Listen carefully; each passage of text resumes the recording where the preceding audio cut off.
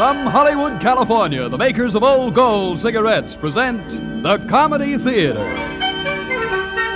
The only radio program that brings you every week the greatest stars in the greatest comedies. Tonight's play, the radio version of the Paramount production, The Major and the Minor, starring Joan Fontaine and Sonny Tufts. And here is the director of the Old Gold Comedy Theater, Mr. Harold Lloyd.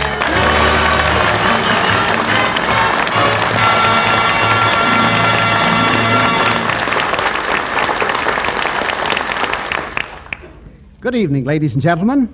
Tonight we are very proud to present the lovely and very talented actress, Miss Joan Fontaine, who incidentally can currently be seen in the Hal Wallace production for Paramount, The Affairs of Susan. Appearing with Miss Fontaine is that rapidly rising young star, Sonny Tufts, whose fine performance in the Paramount Technicolor production, Bring On the Girls, has assured him of a top spot among the nation's stars. But now, on with our play tonight, The Major and the Minor. According to Webster, a wolf is a dog-like animal of the genus Canis. Well, obviously, Mr. Webster never moved in the same circles as Susan Applegate. Like our little boy in the fable, Miss Applegate has done nothing but cry wolf, wolf since her arrival in New York, but with a lot of reason. However, from now on, things are going to be different for Susan. Just this morning, she was hired by the Resplenda Hair Conditioning Institute, an organization that boasts a selected and gentlemanly clientele, as you are about to discover. Hello, I'm Mr. Osborne. Come in. Yeah, what's your name, pretty maiden? Applegate. Just Applegate? Nothing in front of it? Miss. Why, that's positively terrific. I always say, give me any girl with a sense of humor. Is that what you always say? No, sometimes I just say, give me any girl. I can see you're very broad-minded. Wonderful, wonderful. You know, Miss Applegate, I've got a feeling that this marks the start of a beautiful friendship. Yes, sirree. We've got to drink to that. What'll it be? Bourbon and ginger ale? Mr. Osborne, aren't you forgetting something? Ice cubes? No, your scalp massage. Now, Miss Applegate, mustn't be impatient. First, we'll have a little drinky-poo, then we'll have a little bitey-poo. Mr. Osborne, you're going to have a little egg shampoo. Poo. I am not. What do you bet? Anything you want to bet. And I won't lose either. Miss Applegate, if you put that egg on my head, I shall have to report you for this. You know what that means. Yes, I know what that means. I'm going back to Stevenson, Iowa.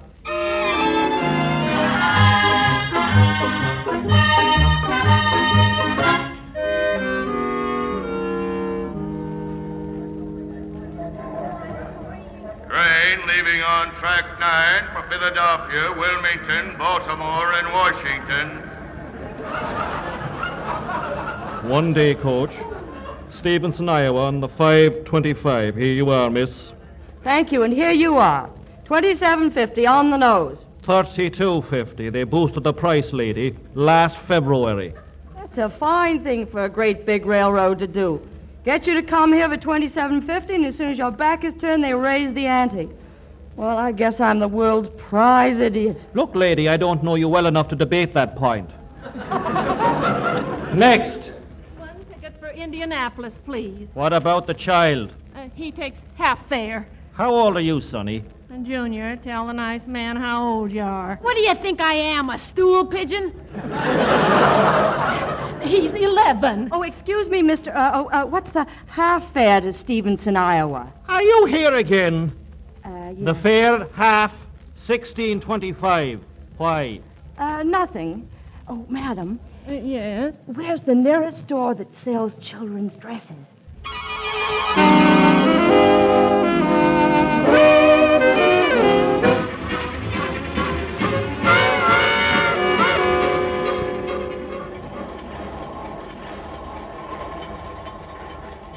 Have your tickets ready. tickets, please. A casket, a green and yellow basket. Hello. Tickets, please. Here you are, mister. Half fare? Uh-huh. How old are you, miss? 12 next week. So you're going to be 12 next week, huh? Uh-huh. I'm gonna have a party and a cake and candles and presents and everything. When were you born? Quite a while ago. What year? Oh, let me see. 1945 minus 12, 2, 5, put down 3, nothing carry. Oh, 1933. You look kind of filled out to be only 12. How do you explain it? Vitamins. Vitamins? A and B and gland trouble. The gland trouble runs in the family, and so do I. Hey, come back here, come back here. I'm in a hurry. Oh, that was close. Hello. What's the matter, child? Are you lost? Well, sorta, kinda. Well, maybe I can help you. What's the letter on your mother's drawing room? I'm not with Mother. I'm alone. Well, where's your ticket? The man took it. Conductor? Well, suppose we ring him for him. Oh, no, please. I don't like him. Why not, child? Well, he's a Jap spy. That's what he is. He's really like measles in Dick Tracy. Oh, you poor dear. What's your name, child? Susan, only they call me Susu. Well, Susu, since you lost your ticket, you're going to sleep right there. What? Oh, no, I couldn't. In heaven's name, why not, child? There's an extra berth. Oh, well, you're awful kind, but my mother told me, well, after all, you are a strange gentleman. Well, permit me to introduce myself. My name is Kirby, Major Philip Kirby. Pleased to meet you, Major Kirby. Well, thank you. I'm assigned as an instructor at the Wallace Military Institute, and though not for long, I hope. I just spent a week in Washington trying to get a transfer. Oh, gosh, all the way to Washington just for a transfer. I could have got you one from the streetcar conductor. Well, now that we've dispensed with the formalities, suppose we go to bed. Major Kirby. Now, Sue, don't call me Major. It makes me feel positively ancient. Just call me Uncle Philip.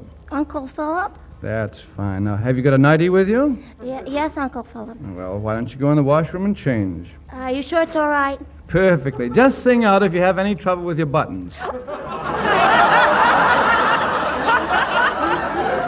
haven't had any button trouble for a long, long time.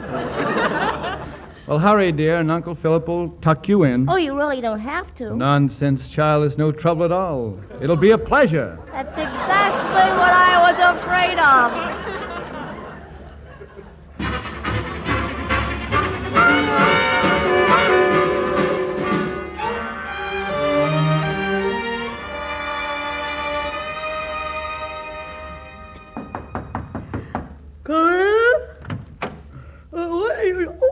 Good morning, Uncle Philip. Did you sleep well? Uh-huh.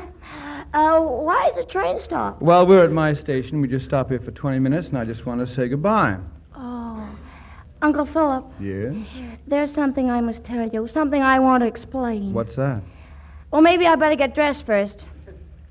You know, Susu, you're a very peculiar girl. Oh, you don't know the half of it. Will you excuse me a minute? Certainly. Where's that lipstick? A casket, green and yellow. Philip, darling, guess who's... Oh, I beg your pardon.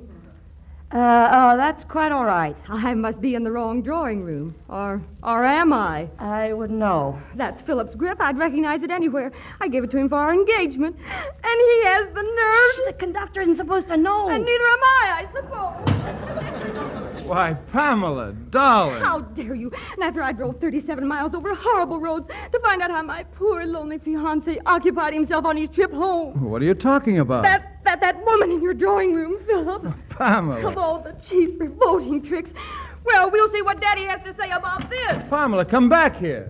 Pamela. Is anything wrong, Uncle Philip? Brother. Everything, Susu. Listen, child, I've got to ask you for a terrific favor. Yes? Will you come home with me? What? You see, that lady's father's the head man at the Wallace Military Institute, and after Pamela talks to him, he's bound to think that you and I... oh, you wouldn't understand, Susu, but it's awfully important. Will you do it for me, please? I'd love to, because you're sweet and so kind. You dear child. Look, Susan, about your mother. You don't have to worry. I'll send her a wire. Oh, you don't have to. Of course I do. She'll be frantic. Now, how's this? Met your daughter on the train and looked after her all last night. Stop.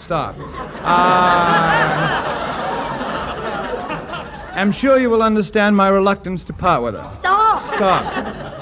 So I'm taking her home with me. Stop. As you can see, there's absolutely nothing to worry about. Signed, Major Kirby.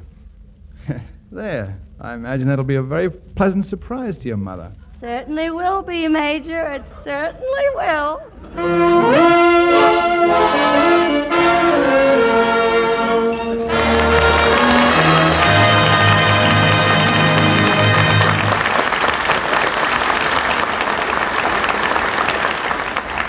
Well, it does appear as though the major may be in for a minor surprise and the minor may be in for a major surprise.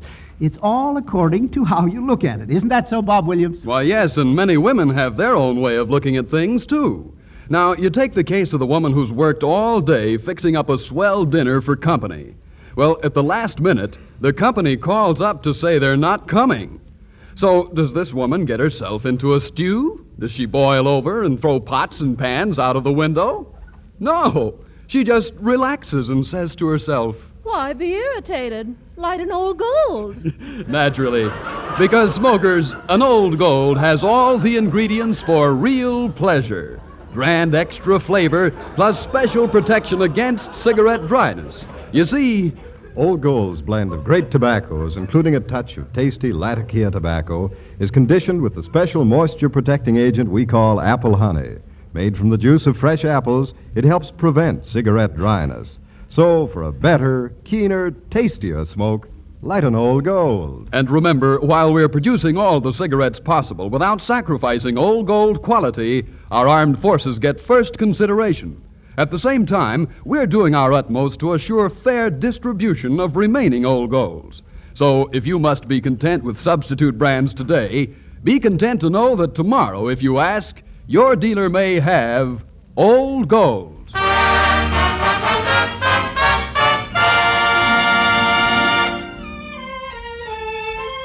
And now back to Harold Lloyd in the second act of tonight's Old Gold Comedy Theater presentation, The Major and the Minor, starring Joan Fontaine and Sonny Tufts.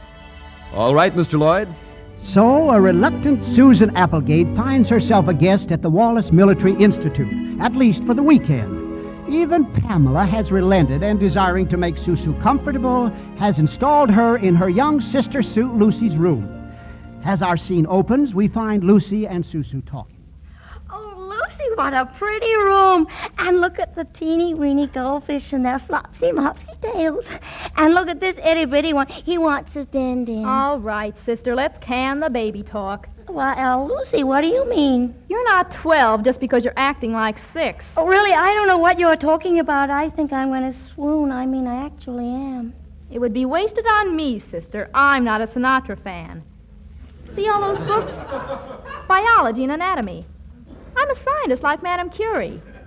And you expect to fool me? Why? Look at yourself. And talk about those adolescent adiposity. Adolescent what? Baby fat to you. Well, it's completely disappeared. How old are you anyway? 20? 25? Oh, okay, Madame Curie. What's your price? I warn you, I'm a little strapped for cash. That's the reason for this get-up. My dear child, blackmail as such holds no appeal for me. You mean you're not going to tell your sister? No. I don't get it. We scientists have a name for a girl like Pamela. I'll spare you the Latin. I don't think you'd understand it. But translated, it spells stinker. She's awfully pretty. So's a black widow spider. And Philip's in love with her. Which end all time the myth of male superiority. You know what Philip wants most in this world? To get into active service. Well, who's stopping him? Pamela. She's moved him and earth to keep him chained to a desk here. I wish I knew someone in the War Department. So do I. Anyway, I can't stand Pam. Well, for Philip's sake, I hope you work something out. Who would that be? Probably the surprise Uncle Philip promised you. Come in. Miss Applegate? Yes? It has been suggested that the most intelligent member of the Cadet Corps convoy Miss Applegate on a tour of inspection. Well, I don't know. I really... May I assure Miss Applegate that she will find Cadet Lieutenant Osborne not only extremely witty, but plenty good-looking, too. In certain circles, he's considered very charming company indeed. Well, all right. When will he be here? Miss Applegate, I am Cadet Lieutenant Osborne.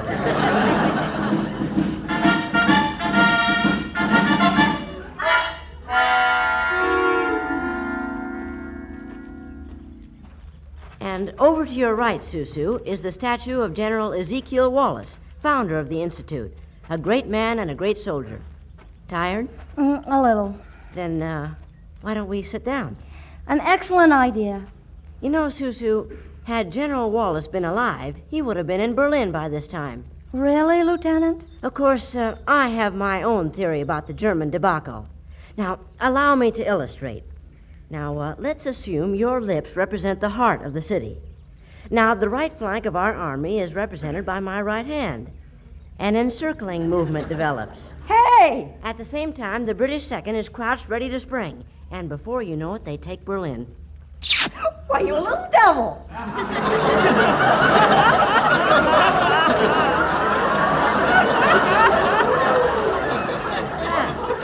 Hot stuff, huh?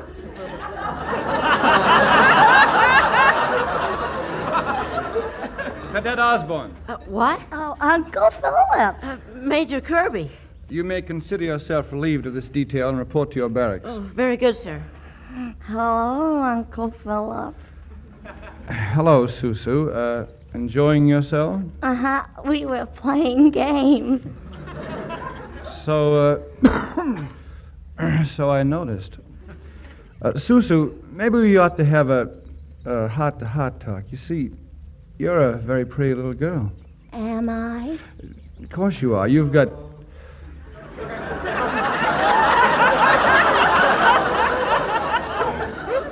You've got nice eyes and good straight legs. Major. Susu, what I meant was, well, if a boy tries to kiss you, you ought to do something about it. What? Well, maybe if you made yourself a little less attractive, or you could bite him. No, couldn't do that. But if you were to... Susu. Do you know what you're doing now? No, Uncle Philip. Well, stop doing it anyway. It's not right. Why? Well, it's bound to give a man... I mean, a boy, ideas. Well, is that wrong? Mother says ideas are a good thing for young people to have. Not these ideas, Cecil. They're bad for children, and they're even worse for a grown-up.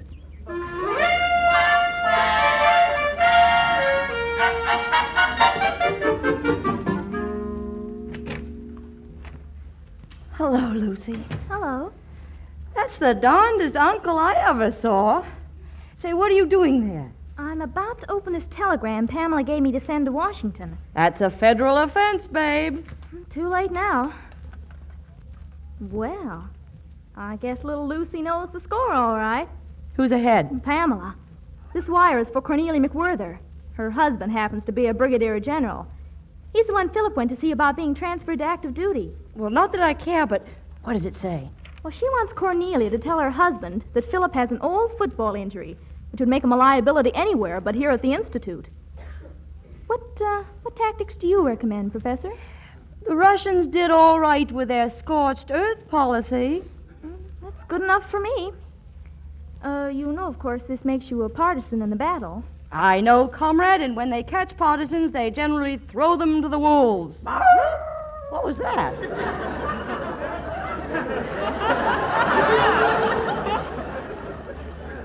That was your escort. My escort? Well, didn't Philip tell you? No. Well, Saturday night is the night of the weekly school dance. They'll probably make you the belle of the ball. You mean behind the 8-ball.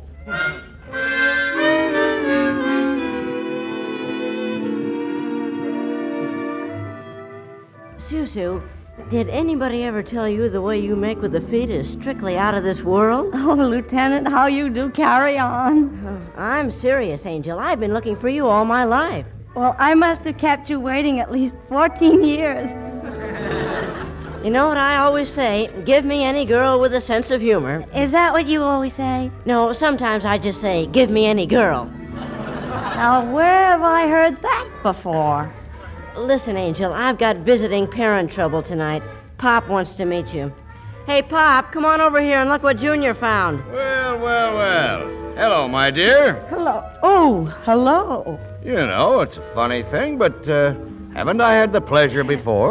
No, I don't think you have had the pleasure. Well, I could almost swear that. Listen, Pop, I saw her first. Your face is so familiar. Well... Oh, there you are, Susu. I was looking Oh, for... Uncle Philip, this is our dance, isn't it? Uh-huh. Will you excuse me, please? Now, where did I meet that child before? You know, Susu, I was afraid you'd ditch me for a younger man. Oh, I'd never do that.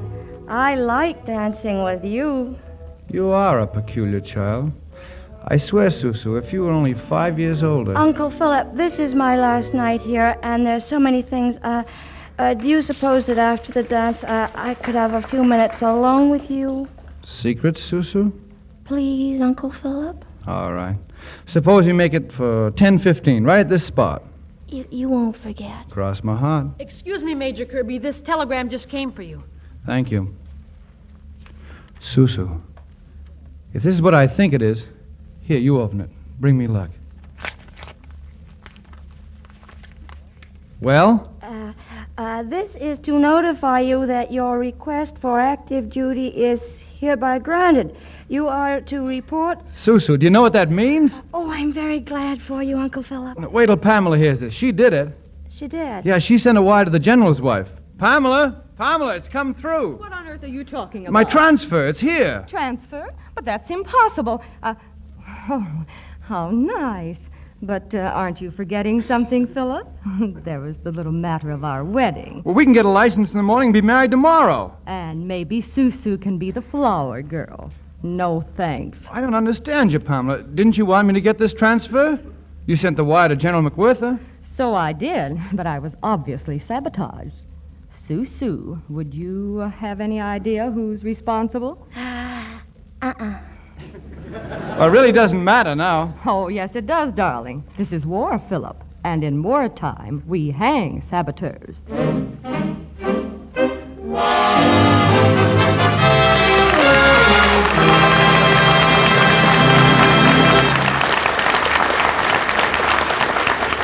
Now, here's Bob Williams with an important announcement of special interest to all smokers. As we've done before, due to wartime restriction, the cellophane wrapper on Old Gold packages will be removed for the warm months ahead. Cellophane is most effective during the winter months when artificial indoor heat tends to dry out tobacco. But during this summer, and for the first time since the beginning of the war, Old Golds will again have the special protection of aluminum foil, which was released in limited quantity for packaging. So, Old Gold's unique blend of many tobaccos, including its touch of rare imported Latakia tobacco, will still be doubly protected. Protected by aluminum foil and protected by apple honey, which helps guard Old Golds against cigarette dryness. Yes, the grand, fragrant aroma and swell taste of Old Gold will still be well protected to give you your full quota of smoking enjoyment. If you're not already getting Old Golds wrapped in aluminum foil, they'll be coming to you in their new dress real soon. Distribution is just about complete. So keep asking for Old Gold and enjoy a finer tasting cigarette.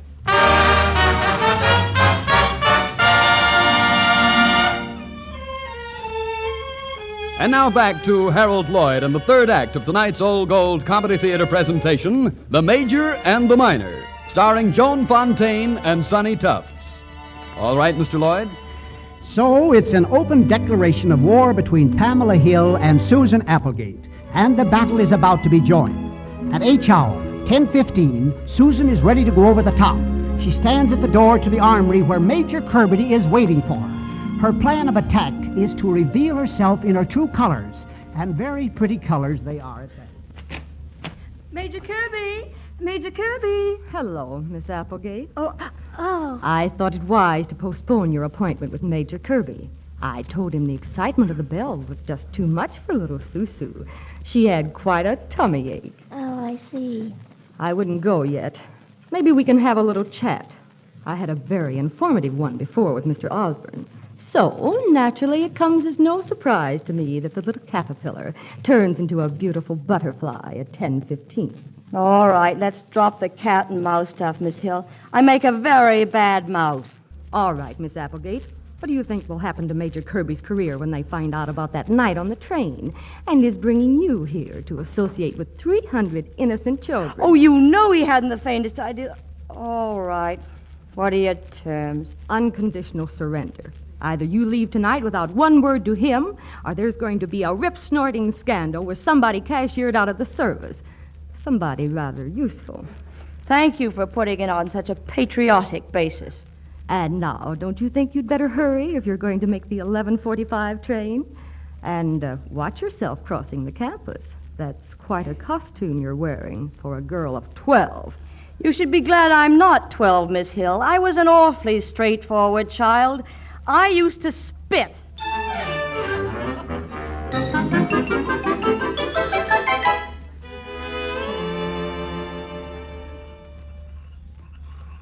What's the matter, lady? You look worried. I am. I was wondering whether I could have missed the 11:45. No, she'll be along any second now. Thank you.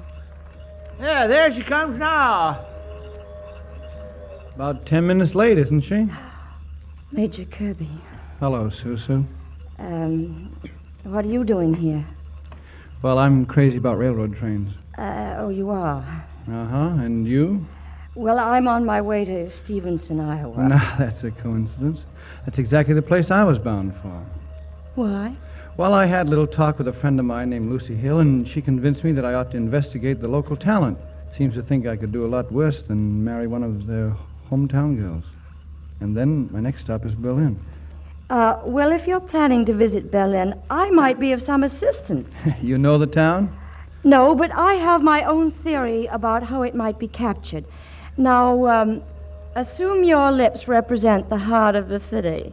Now, the right flank of our army is represented by my right hand. A slow encircling movement develops.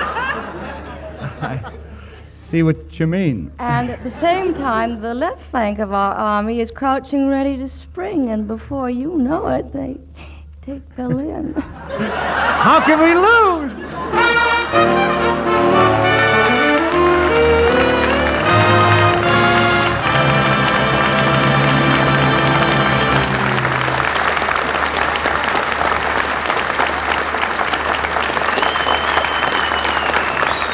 Well, so ends the story of the Major and the Minor. And to Joan Fontaine and Sonny Tufts, our thanks for a most entertaining half hour. Next Sunday night, we are very happy to welcome Mr. Edward G. Robinson in a radio version of the Warner Brothers picture, A Slight Case of Murder. Good night, folks. Until next Sunday. See you then.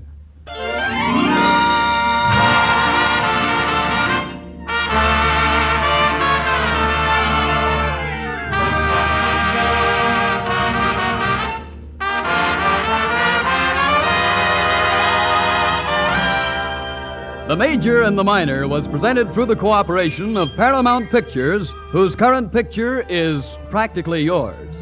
Joan Fontaine appeared through the courtesy of David O. Selznick. And now, until next Sunday evening, don't let little annoyances get you down. Why be irritated? Light an old gold. Its tobaccos are conditioned with apple honey to help guard against cigarette dryness and to give you more smoking pleasure. This is Bob Williams saying good night for Old Gold.